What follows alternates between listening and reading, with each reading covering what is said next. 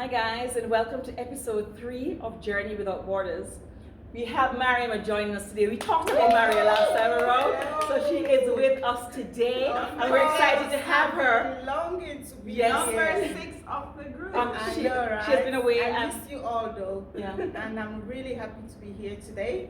And yes, the discussion goes on. Yes, so we are quite excited to have her on. She's a sensible one. Oh, I was saying last week, and guys, you're going to hear her today. She's quite, we're talking about balance, and we said last week that she's the balance of us all. So you will talk a little more about that. But before we even go into what makes us balanced, what makes us centered, we want to talk about trauma, because I feel as a part of adulting, we should try to find out what trauma we had in our lives that influence how we are today and what prevents us from being our best selves. Mm-hmm. I do believe that trauma happens to everybody, whether it is from a childhood not getting the toy you wanted, having parents who were not there all the time for you, or you were bullied in school, coming from a problem relationship, lost somebody in your life that was significant to you. All of us are on the spectrum of trauma, but how do we deal with trauma, and what does trauma mean to any of us? Because sometimes in our culture as Black people, we tend not to want to get counseling, and we tend to find that we can solve our own problems, which really is the furthest thing from the truth. So I'm gonna find out from these ladies, what does trauma mean to you? What is trauma? How do you think that we ought to be dealing with trauma? Who wants to go first? I think I'll go first. Yes. Because I'm the one joining only today. So for me, trauma comes in various forms. You can have emotional trauma, you can have physical trauma, you can have spiritual trauma, you go on about it. But how you deal with trauma actually depends on what your goal is in life.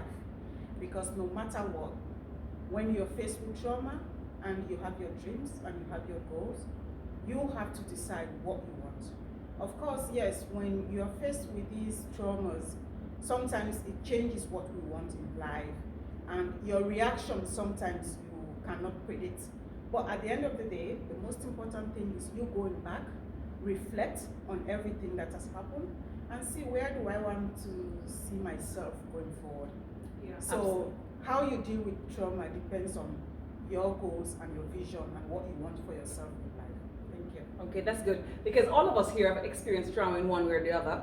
You know, I lost my dad in my mid-20s. I am a product of divorce. I'm not really a product of divorce. I didn't even want to say that.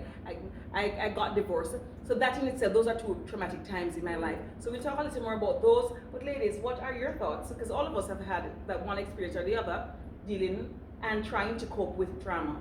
So for me, I found when I was younger, my father traveled a lot, so I really didn't have friends. You know, I didn't have close friends, I'd say, because we moved a lot. In my whole life, I went to 12 different schools. So I find now that I'm older, I really appreciate friendships. I think maybe that's why I find my door always open to sister friends, and I really value our relationship because it means a lot. For me, I think maybe that's how I deal with my traumatic childhood, because I didn't realize how much it affected me till I got older, because I didn't have friends. And like Mariam, I said, you have to reflect. Yeah. So upon reflecting on whatever happens in your life, you have made that decision that, you know, guess what happened? This is how I'm going to move forward. Yeah. But sometimes we have traumas that we can't just deal with ourselves. We have to seek additional help. Yeah. Yeah, Definitely. for me, when my mom passed, that was very traumatic. My mom was my elm. My mom was everything, and she died suddenly.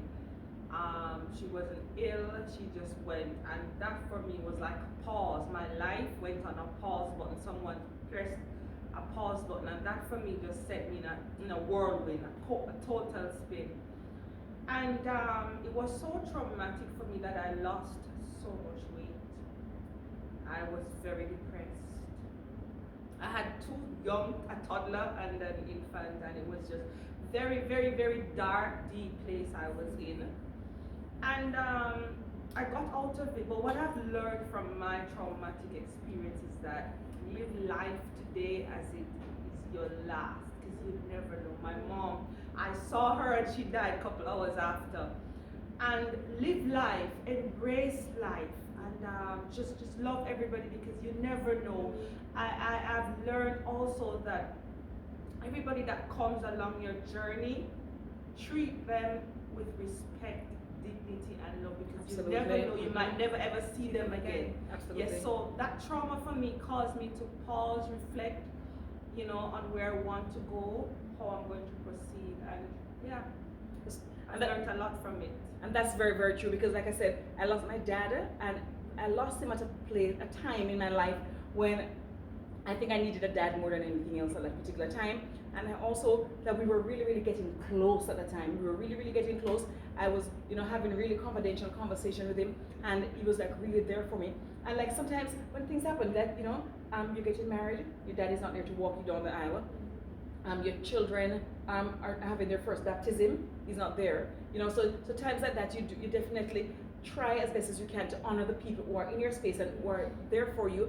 And sometimes the trauma is too much for you to deal with. Yeah. And I find that sometimes things happen to us and we push it under the rug, or we pretend like everything is okay, when it's really not. Yeah. It's Self-denial. exactly. So we're in that place, and like again I said, as people of color, we tend not to think that is important, because we have been so raised to be hard and tough and handle it. And we always give the world the sunshine. Yes, Yeah. and so no matter what is going on inside you, you can go to your bed and you can cry all night, and tomorrow morning you put on, you look your best self, and you go out there. And it's so important to deal with whatever it is. Sometimes if it's a small thing, we definitely know that we can go and we can talk to a friend and vent, and because like our space is a safe space, so we can vent and we can talk about all sorts. And then at the end of the day, we can, if it's something like work related, or somebody at work, or somebody in our personal space, of course.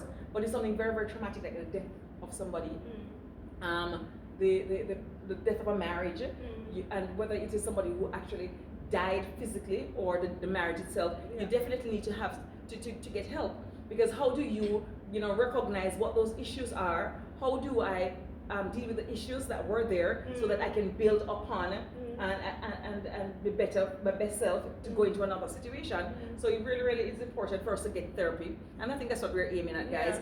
If you need therapy, get therapy.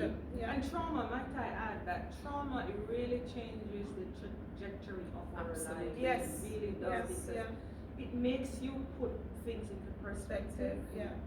As Debbie always says, constants and variables. Yes. It makes you Absolutely. think, okay, what are the priorities now? Because trauma can do such harm, but it can be good in a sense. Exactly. Yeah.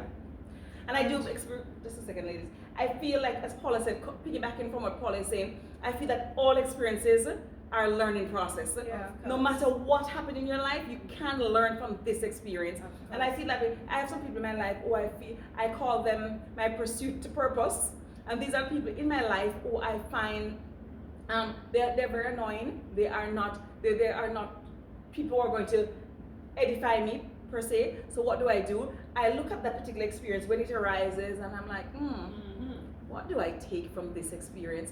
What can I take from this experience? So even though it's traumatic, if you have not learned from it to be a better self, what's the point? And I want to add, like for me, I lost my husband, and even though we were going through issues, it was still traumatic, because you don't expect it at our age for it to happen. So it was so traumatic for me, because he was well and then he was dead. So there were unresolved issues that I wanted to deal with, and then issues that I think, how do I move forward with our children? And for me, it was just too much. I remember crying with Debbie, and it was a very hard time for me, and I knew I needed help. And I think that as Black people, we should stop thinking that if you go and see someone, it makes you crazy, or it labels you. It doesn't. It helps you sort out your mental health. And it's about healing. We are all about healing. And I think where I find myself now, I'm so much better off where I was having that conversation and that therapy. And it just made me put life in perspective. Don't be angry for little things. because Yeah. life goes on, And I you do- know, and like- you don't know, like what you said, anyone can drop dead. Yeah, You know. Paula was saying in the last video that you're always the person who say you have one life to live, Yeah. and it's so important, as Paula said earlier, to live each day as it's One your life. life, yeah. I mean, I try to be as happy as I possibly can, Mm. and I find that I'm better these days than I've been like in months, because I've made a conscious decision that I'm going to be good. Yeah. I've made a conscious. I affirm myself. I speak positive into myself. I pour into who I am. I know about that.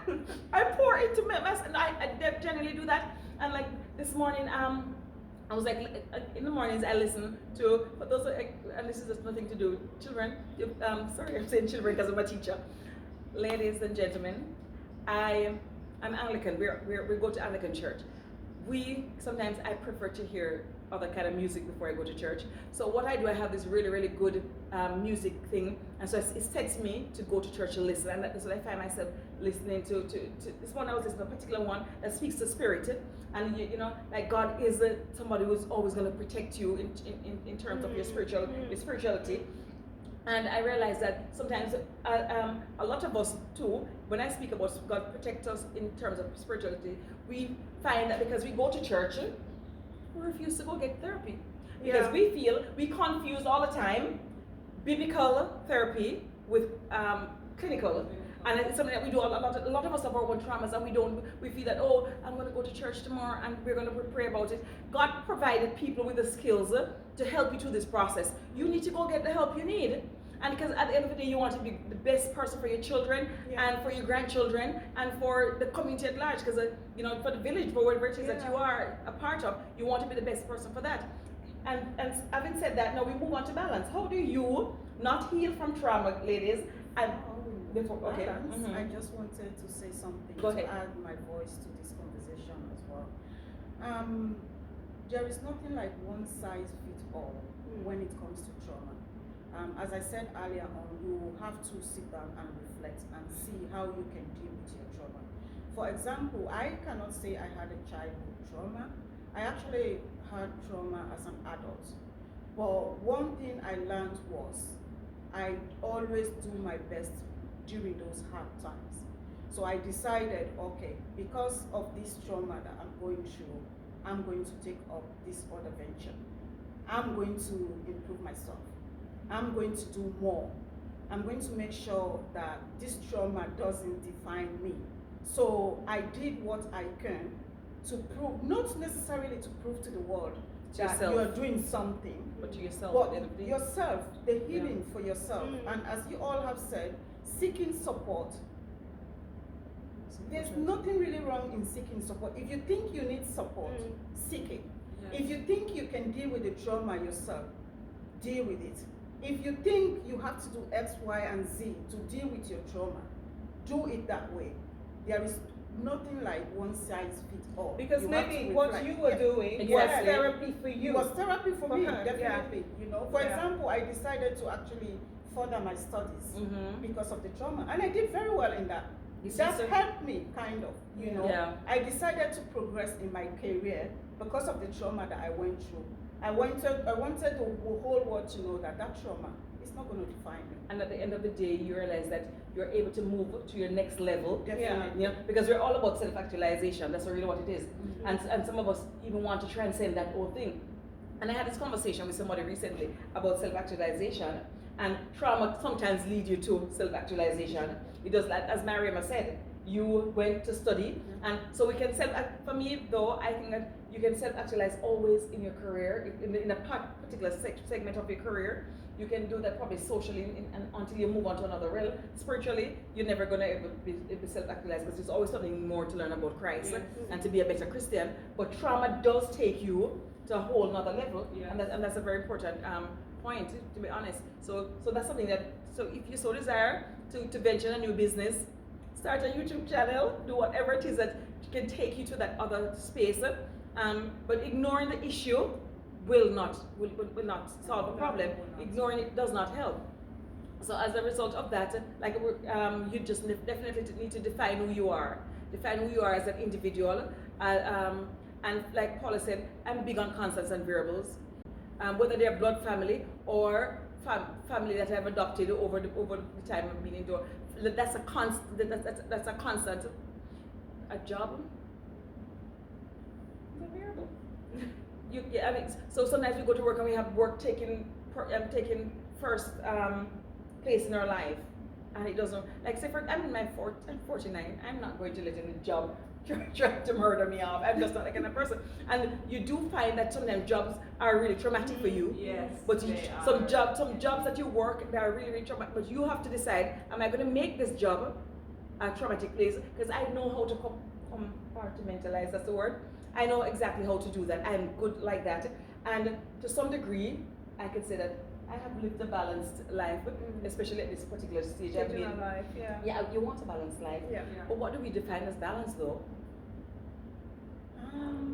For me, balance is actually up to you, or up to the situation that you face yourself in. I mean, you have trying to balance the work life and your home life, trying to balance your studies with your business.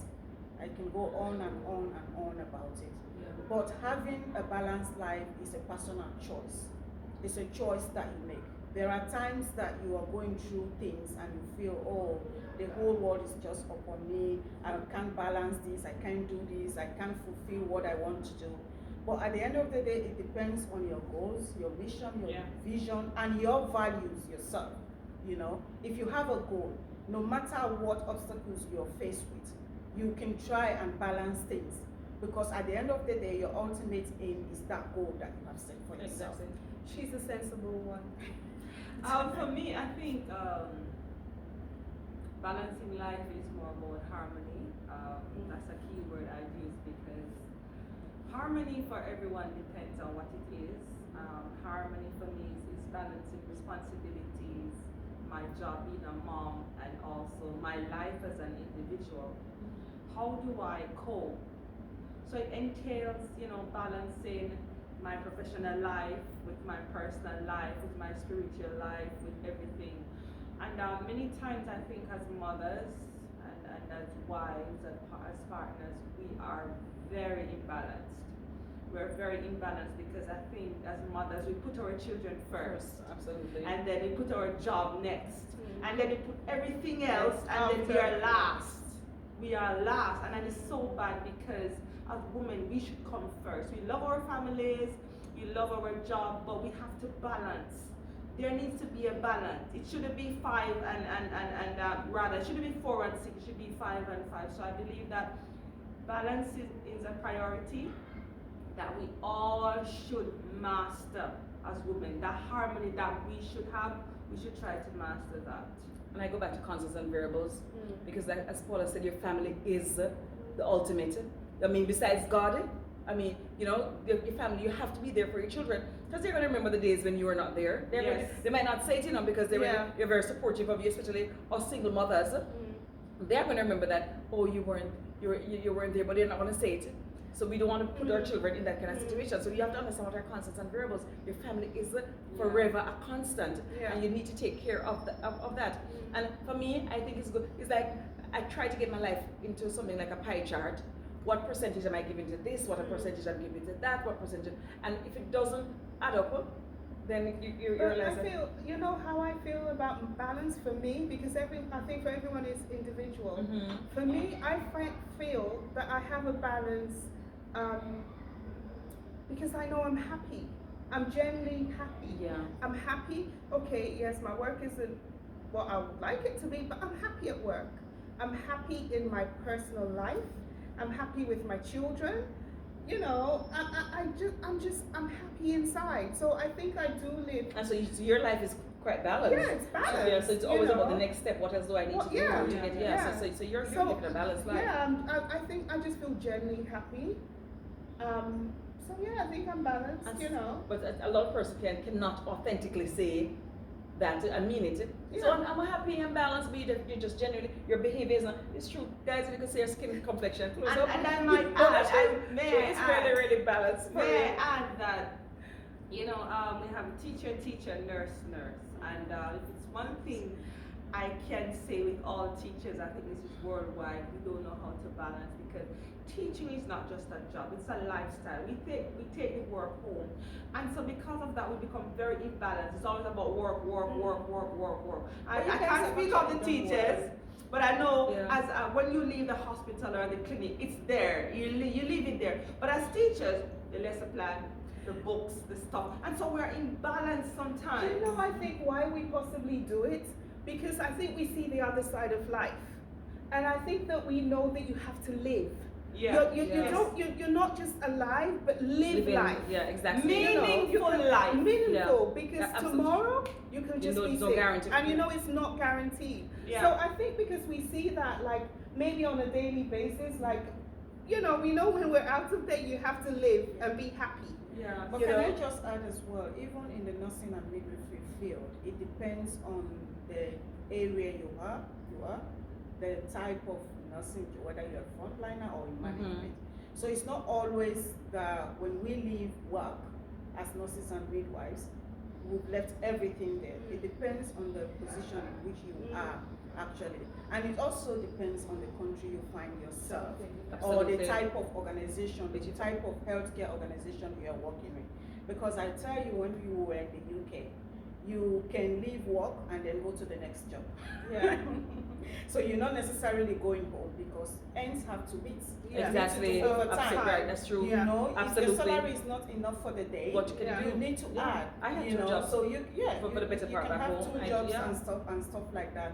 There are times in nursing you'll be at home, people calling you for advice. Yeah. I'm sure Victoria, Yeah. you do get those Of calls a course, lot. even because now, of the specialist. even now, specialist like I area might you get a work in. call when I'm home, but once I switch off that phone, I don't think about it. I keep work at work and my home life in my home life. Yeah, that's how it Because should be. I know And that's- if they call me and I have to go in, I put on my work head and I And go that's- in and I do what I need to do. So she said she's but balanced. You once see why I she's leave balanced? work, that's it. Yeah. I'm home. I'm with my friends. I'm with my kids. You know.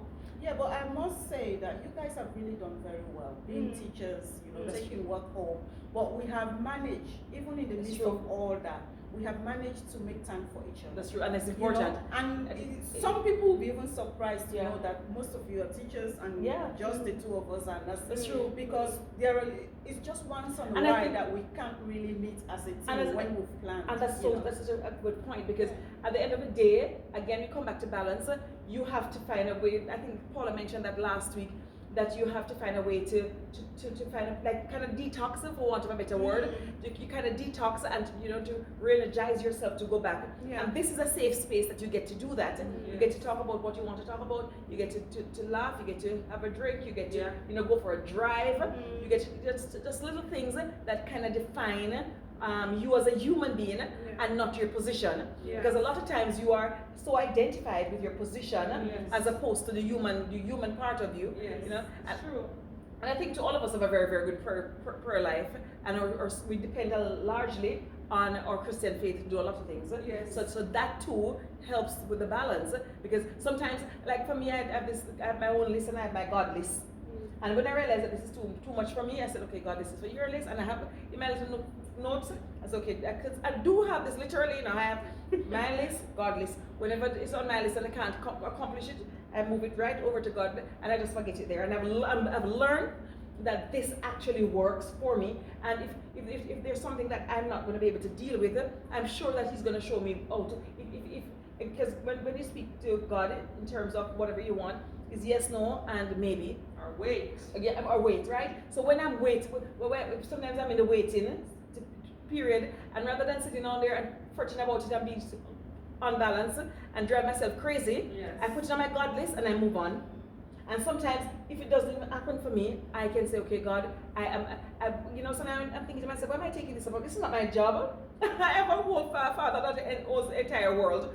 Why would I stress myself on something that I'm not going to be? It's outside of my power, not in my realm to deal with. So so again, that helps with the balance. Yeah. So, because we have our Christian faith to walk in and to depend upon God, it really, really helps. So so if people out there, I hope you have somebody that you can talk to, you believe in a higher power. Preferably, we would love for you to be Christians, but if not, at least you have somebody that you can pray to, a religion, and you do feel that you can just let go on God.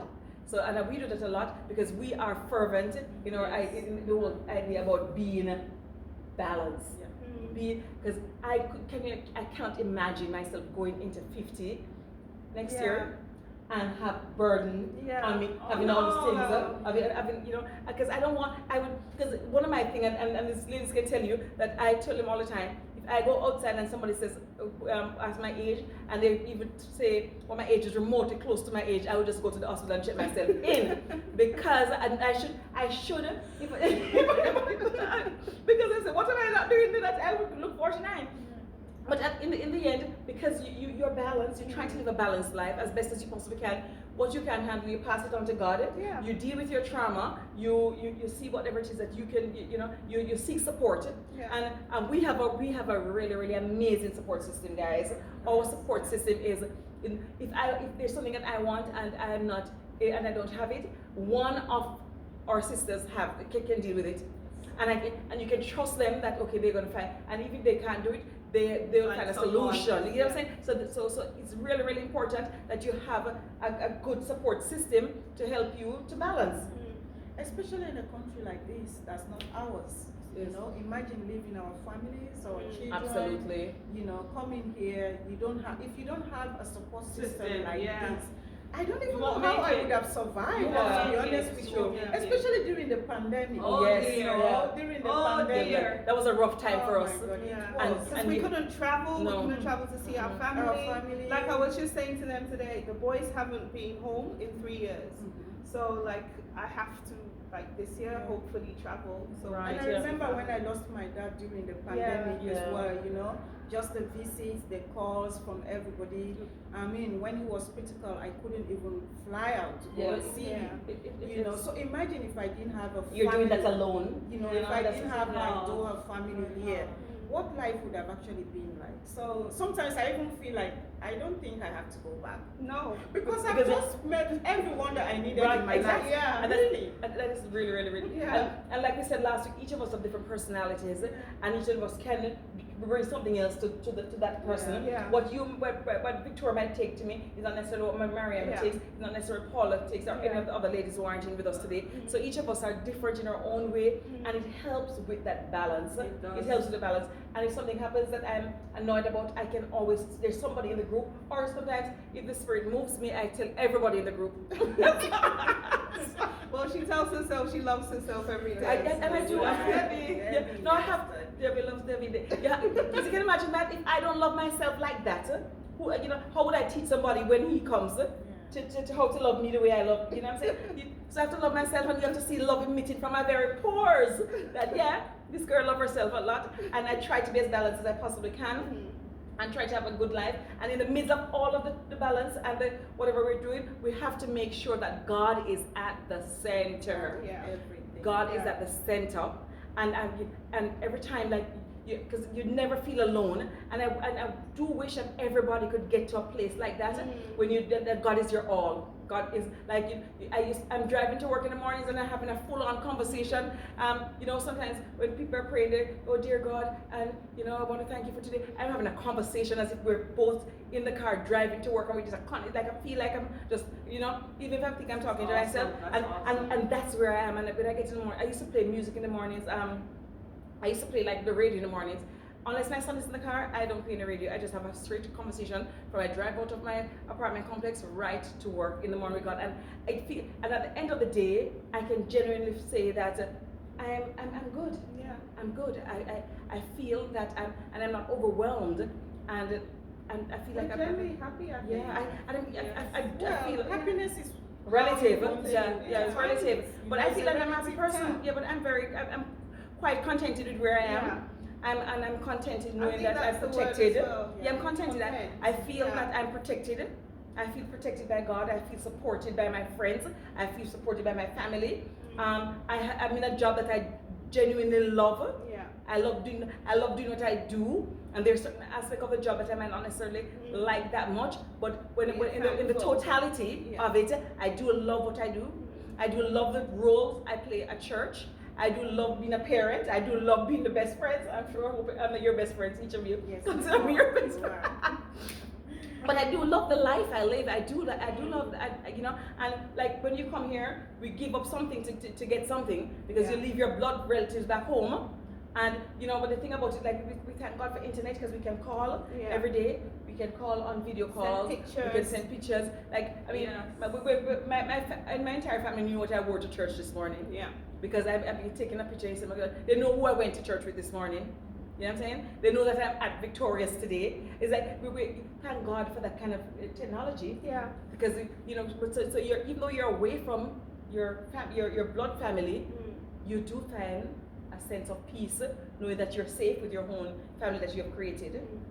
All right, guys, so we're about to wrap up, so I'm going to let each of the ladies give just a summary of anything they wish to speak about related to the topic, and then we can just say our goodbyes. Okay, so if you have trauma, whatever trauma it is, find something that will help you to get over that trauma, because one of the worst things that can happen is someone not dealing with trauma and going into self-denial, which is very self-destructive, okay? Absolutely. Okay, so for me, what I have to say is, if you are faced with trauma, no matter whether it's a childhood trauma or an adulthood trauma, try and identify the strength in you. Don't focus too much on the negatives, don't focus on the weaknesses.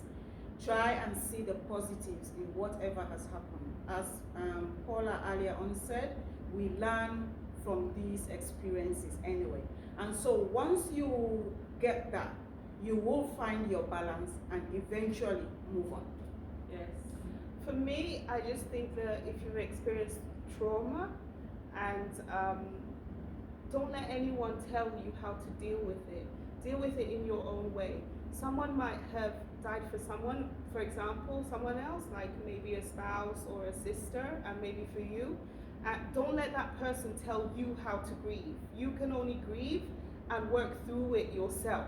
Yes. Whether it be if you want to better yourself, whether it be therapy, you have to do it in your way. Nobody can tell you how to do it. You do it how you think would make you better. Yes. Absolutely. And at the end of the day, you want to be your best self. You want to be your best self for your family, for your children, especially if you have young children. You want to be your best self. At the end of the day, you want to be the best employee or the owner of your business. You want to be the best friend. You just want to be the best. And how best you can do that is get help if you need it. And don't trivialize your trauma, and don't trivialize other people's trauma, because we are so cultured to think that trauma is nothing. Oh, you can do, what are you crying for? That's not a big, oh, this happened to me, and as Victoria says, your trauma is not my trauma, your interpretation of the trauma, Exactly. how you deal with the trauma is not how I deal with trauma. Exactly. You know, I could break my nail and it's not traumatic for me, and somebody's like, you know, It will be traumatic for Debbie.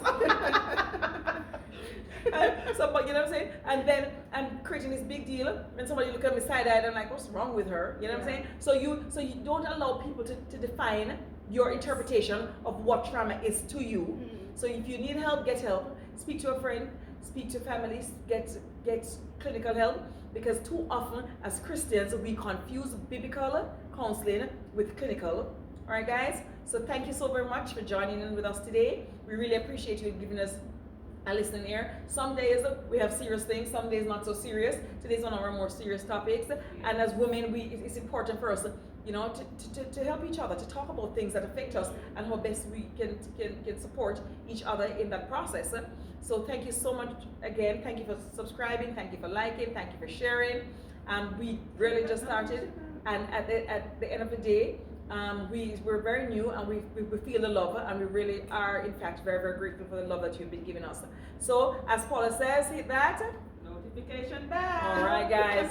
So on this topic of balance and trauma, we're going to be saying out. Until next week, we'll see you. Bye. Peace out.